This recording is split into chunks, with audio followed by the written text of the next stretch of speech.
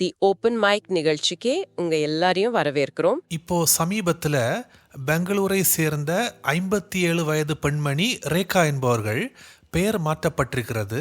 அவங்கள ஆன்மீக தலைவர் சத்குரு பேசுறது மாதிரி டீப் ஃபேக் மூலியமா ஒரு வீடியோ கிரியேட் பண்ணி அவங்க கிட்ட இருந்து 3.25 கோடி ஏமாத்திருக்கிறாங்க. ஆமா, இதுல ரொம்ப கவனிக்க வேண்டிய விஷயம் என்னன்னா, அவங்க ஏமாந்தது சத்குரு மாதிரி தெரியிற ஒரு டீப் ஃபேக் வீடியோ மூலமா. அதாவது ஏஐ யூஸ் பண்ணி சத்குருவே பேசுற மாதிரி ஒரு போலியான வீடியோவை கிரியேட் பண்ணிருக்காங்க. அதை வச்சு பங்குச்சந்தையில முதலீடு பண்ணுங்கன்னு விளம்பரம் பண்ணிருக்காங்க.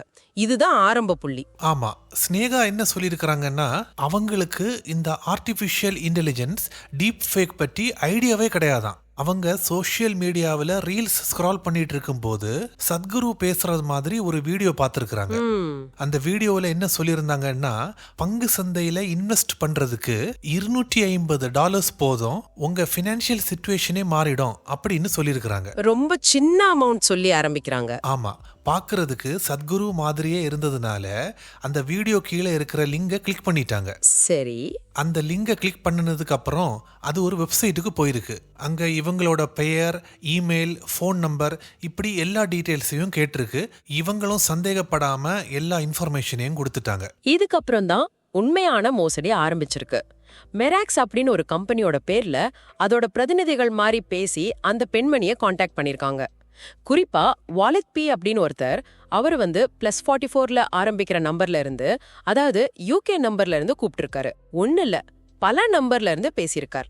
+4475373137 +4474415888 இந்த மாதிரி நம்பர்கள்.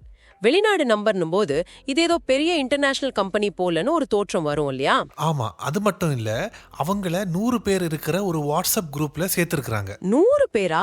ஆமா, 100 பேர் இருக்கிற வாட்ஸ்அப் குரூப்பை பார்த்த உடனே இது ஒரு பெரிய கம்பெனின்னு நினைச்சிருப்பாங்க. கண்டிப்பா, அது ஒரு சோஷியல் ப்ரூஃப் மாதிரி ஒரு நம்பிக்கை ஏற்படுத்தும். ஆமா, கூடவே info@mirax.com, support@mirax.com, statement@mirax.com இந்த மாதிரி இமெயில் ஐடி எல்லாம் கொடுத்து மீராக்ஸ்னு ஒரு ஆப்பையும் டவுன்லோட் பண்ண சொல்லியிருக்கிறாங்க. ஆப் கூடவா? ஆமா, அப்புறம் ஜூம் கால் மூலமா ஸ்டாக் ட்ரேடிங் எப்படி பண்றதுன்னு ட்ரைனிங் வேற கொடுத்துருக்காங்க. ஒரு பக்காவா மாஸ்டர் பிளான் போட்டு சீட் பண்ணிருக்காங்க. இது எல்லாமே பிப்ரவரி மாசத்துல இருந்து ஏப்ரல் மாசம் வரைக்கும் நடந்திருக்கு. ஆரம்பத்துல என்ன பண்ணிருக்காங்கன்னா, அந்த மீராக்ஸ் ஆப்ல இவங்க செஞ்ச சின்ன இன்வெஸ்ட்மெண்ட்டுக்கு எல்லாம் பெரிய லாபம் வர மாதிரி காட்டியிருக்காங்க. அப்பதான் பெரிய அமௌண்ட் போடுறதுக்கு யோசிக்க மாட்டாங்க. அதேதான், இது ரொம்ப காமனான டெக்னிக். கொஞ்சமா இன்வெஸ்ட் பண்ண வச்சு அதுக்கு நம்ப முடியாத ரிட்டர்ன்ஸ் காட்டி, அடடா நல்ல லாபம் வருதேன்னு நம்ப வச்சிடுவாங்க. அப்புறம் என்ன ஆகும்? பெரிய தொகையே இன்வெஸ்ட் பண்ண தூண்டுவாங்க. இதை நம்பிதான் ஸ்னேகா ஏப்ரல் 23 பல தடவையா கொஞ்சம் கொஞ்சமா மொத்தம் 3.25 கோடி ரூபாய், 3.75 கோடிய மோசடிக்காரங்க கொடுத்த பல பேங்க் அக்கவுண்ட்க்கு அனுப்பியிருக்காங்க. இங்கதான் விஷயம் மாறுது, இல்ல சோகமா மாறுதுன்னு சொல்லணும். இவ்ளோ பணம் போட்டதுக்கு அப்புறம் சரி, அந்த லாபத்தையாவது எடுக்கலாம், நம்ம முதலீட்டை எடுக்கலான்னு ஸ்னேகா முயற்சி பண்ணிருக்காங்க.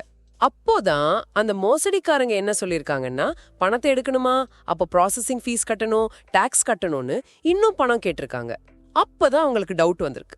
இவ்ளோ பணம் போட்டாச்சு, திரும்ப எடுக்கிறதுக்கு எதுக்கு இன்னும் காசு கேட்கறாங்கன்னு யோசிக்க ஆரம்பிச்சிருக்காங்க. இதுக்கு மேல காசு தரமாட்டேன்னு சொன்னதும் அவங்க கூட உள்ள கான்டாக்டையே கட் பண்ணிட்டாங்க. போன் எடுக்கல, வாட்ஸ்அப்ல ரிப்ளை இல்ல, இமெயிலுக்கு பதில் இல்ல. இதுதான் கிளாசிக் மோசடி உத்தி.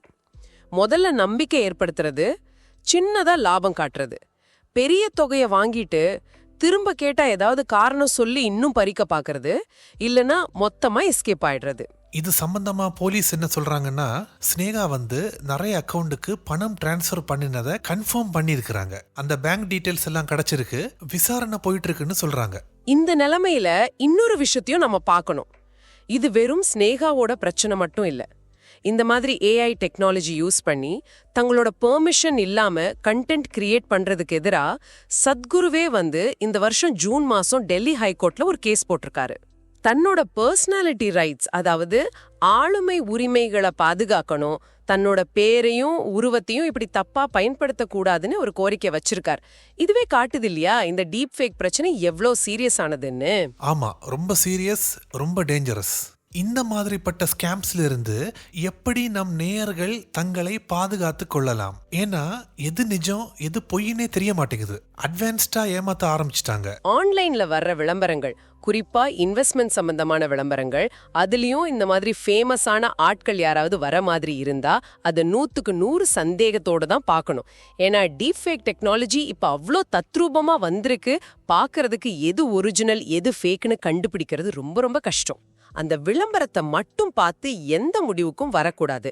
அந்த விளம்பரத்துல வர்ற நபர், இப்ப இந்த கேஸ்ல சத்குருன்னு வச்சுக்கோங்க, அவர் உண்மையிலே அப்படி ஒரு இன்வெஸ்ட்மெண்ட் ஸ்கீமை பத்தி பேசியிருக்காரா, சப்போர்ட் பண்றாரான்னு அவரோட அஃபிஷியல் வெப்சைட், அவரோட வெரிஃபைட் சோஷியல் மீடியா பேஜ்ல போய் செக் பண்ணணும். அங்க அப்படி எந்த அறிவிப்பும் இல்லைன்னா அது பெரும்பாலும் ஃபேக் விளம்பரமா இருக்க வாய்ப்பு அதிகம். ரெண்டாவது, இந்த மிலாக்ஸ் மாதிரி அவங்க சொல்ற கம்பெனி உண்மையிலே இருக்கா, அது ரெஜிஸ்டர் ஆன கம்பெனியா, அதுக்கு நல்ல பேர் இருக்கான்னு ஆன்லைன்ல தேடணும். கம்பெனி பேர் அட்ரஸ் வச்சு ரெஜிஸ்ட்ரார் ஆஃப் கம்பெனிஸ் மாதிரி அரசாங்க வெப்சைட்ல தேடலாம். ரிவ்யூஸ் பார்க்கலாம். ஆனா சில சமயம் ரிவ்யூஸ் கூட போலியா இருக்கலாம். அதனால நம்பகமான நியூஸ் சைட்ஸ்ல ஏதாவது தகவல் இருக்கான்னு பார்க்கணும். யார் சொன்னாலும் சரி, அவங்க எவ்வளோ பெரிய ஆளா இருந்தாலும் சரி, நமக்கு எதிர்பாராம வர்ற நிதி ஆலோசனை, இன்வெஸ்ட்மெண்ட் வாய்ப்புகளை அப்படியே நம்பவே கூடாது. அவங்க நிஜமாவே சொன்னாங்களா இல்ல அவங்க பேரை யூஸ் பண்றாங்களான்னு ஒரு நிமிஷம் யோசிக்கணும். உங்களுக்கு ஒரு இன்வெஸ்ட்மெண்ட்டை பத்தி சின்னதா சந்தேகம் வந்தா கூட அவசரப்படாதீங்க. உங்க க்ளோஸ் ஃப்ரெண்ட்ஸ் கிட்டயோ ஃபேமிலி கிட்டயோ டிஸ்கஸ் பண்ணுங்க. முக்கியமா ஒரு குவாலிஃபைட் ஃபினான்ஷியல் அட்வைசர் கிட்ட ஆலோசனை கேளுங்க. அவங்க தான் அந்த ஸ்கீம் உண்மையா, அதுல என்ன ரிஸ்க் இருக்குன்னு கரெக்டா சொல்வாங்க. இன்னும் சில ரெட் ஃபிளாக்ஸ் இருக்கு பாருங்க. இந்த மாதிரி தெரியாத ஃபாரின் நம்பர்ல இருந்து கால் வர்றது, வாட்ஸ்அப்ல குரூப்ல சேர்த்து ப்ரெஷர் பண்றது, ரொம்ப கம்மி இன்வெஸ்ட்மெண்ட்ல பயங்கர லாபம்னு சொல்றது, கெட் ரிச் குவிக் ஸ்கீம்ஸ் மாதிரி உடனடியா பணம் போடுங்கன்னு அவசரப்படுத்துறது, இதெல்லாம் பெரும்பாலும் மோசடியோட அறிகுறிகள் தான். முக்கியமா யாருனே தெரியாத தனிநபர் பேங்க் அக்கவுண்ட்டுக்கோ அடிக்கடி மாத்திக்கிட்டே இருக்கிற பேங்க் அக்கவுண்ட்டுக்கோ பணத்தை அனுப்பவே கூடாது. ஒரு கம்பெனில இன்வெஸ்ட் பண்ண சொன்னா அது அந்த கம்பெனியோட ஒபிஷியல் பேங்க் அக்கவுண்ட் தானான்னு கன்ஃபார்ம் பண்ணிக்கணும். அப்போ சுருக்கமா சொல்லணும்னா, 1, விளம்பரத்தை நம்பாதீங்க, நீங்களே செக் பண்ணுங்க. 2, சம்பந்தப்பட்ட ஆளோட கம்பெனியோட அஃபிஷியல் சோர்ஸை பாருங்க. 3, அதிக லாபம் சீக்கிரம் பணம் போடுங்க அப்படின்னு அவசரப்படுத்தினா நம்பாதீங்க. 4, எப்போதுமே ஒரு பெரிய டிசிஷன் எடுக்கிறதுக்கு முன்னாடி நல்ல ஒரு ஃபினான்ஷியல் அட்வைசரை பாருங்க, அவங்க ஒப்பீனியனை கேளுங்க. கடைசியா தெரியாத அக்கவுண்டுக்கு பணமே போடாதீங்க. மிகச் சரியா சொன்னீங்க. இந்த அடிப்படை விஷயங்களை ஃபாலோ பண்ணாலே நிறைய மோசடிகள்ல இருந்து தப்பிக்க முடியும். இந்த டீப் ஃபேக் டெக்னாலஜி பத்தியும் அதோட ஆபத்துகள் பத்தியும் இப்ப நம்ம பேசுற மாதிரி அவேர்னஸ் வர்றது ரொம்ப முக்கியம். இது இன்னொரு பெரிய கேள்வியையும் நமக்கு முன்னாடி வைக்குது. டெக்னாலஜி இப்படி ராக்கெட் வேகத்துல வளரும்போது நம்ம எப்படி எதை நம்புறது எதை நம்ப கூடாதுன்னு பிரிச்சு பார்க்க போறோம். இது நமக்கு முன்னாடி இருக்கிற ஒரு பெரிய சவால். இதை இன்னும் கொஞ்சம் பெரிய லெவல்ல பார்த்தோம்னா, இந்த ஆர்டிஃபிஷியல் இன்டெலிஜென்ஸ் மருத்துவம், கல்வி, என்டர்டெயின்மெண்ட்னு எத்தனையோ நல்ல விஷயங்களுக்கு உதவுது. ஆனா அதே சமயம் இந்த மாதிரி புது புது சிக்கல்களையும் ஆபத்துகளையும் கூடவே கொண்டு வருது. நாம பாக்குற கேக்குற விஷயங்களோட உண்மைத்தன்மையை சரி பார்க்கறது, கொஞ்சம் கிரிட்டிக்கலா திங்க் பண்றது, இதெல்லாம் இப்ப முன்னாடி இருந்ததை விட ரொம்ப ரொம்ப முக்கியமானதா மாறிடுச்சு. இனி ஃபியூச்சர்ல இந்த ஆர்டிஃபிஷியல் இன்டெலிஜென்ஸ் வச்சு எது வேண்டுமென்றாலும் கிரியேட் பண்ணலாம். அப்படி என்ற ஒரு சிச்சுவேஷன் வந்தால் நாம பார்க்குற வீடியோஸ் ஃபேக்கா இருக்கலாம், நாம கேட்குற ஆடியோ ஃபேக்கா இருக்கலாம். கடைசியாக எது நிஜம் எது பொய் என்பதே ஒரு குழப்பமாகிவிடும். ஆமா, இன்றைய கலந்துரையாடல் உங்கள் எல்லாருக்கும் பயனுள்ளதா இருந்திருக்கும் நம்புறோம். முக்கியமா ஒரு விழிப்புணர்வை கொடுத்திருக்கோம்னு நினைக்கிறோம். நாம டெக்னாலஜியை பயன்படுத்துறது தப்பில்ல, ஆனா அதை எப்படி பாதுகாப்பா பயன்படுத்துறதுன்னு தெரிஞ்சுக்க வேண்டியது ரொம்ப ரொம்ப அவசியம். இந்த டீப் ஃபேக் மோசடிகளை பத்தி உங்க கருத்துக்கள் என்ன? நீங்க இது மாதிரி ஏதாவது அனுபவிச்சிருக்கீங்களா? அல்லது இதுல இருந்து தப்பிக்க வேற ஏதாவது வழிகள் இருக்கா? உங்க எண்ணங்களை theopenmicpodcast@gmail.com அப்படிங்கிற எங்க மின்னஞ்சல் முகவரியில எங்களோட பகிர்ந்துக்கங்க. உங்க கருத்துக்களை கேட்க நாங்க ஆவலா இருக்கோம்.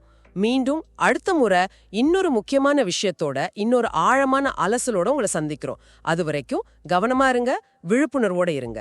நன்றி.